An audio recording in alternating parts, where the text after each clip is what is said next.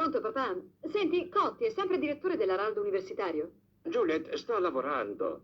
Non mi chiedi come sto col raffreddore?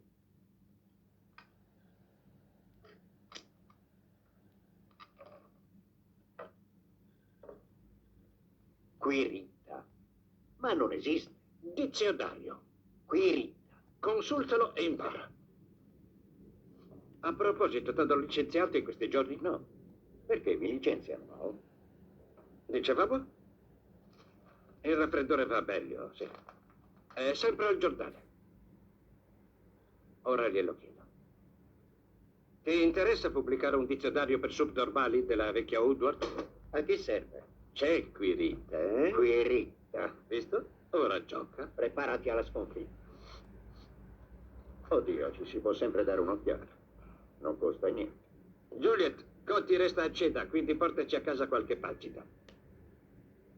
Ma perché lo devi dire al sinistro maggiordomo? Perché ne sarà felicissimo.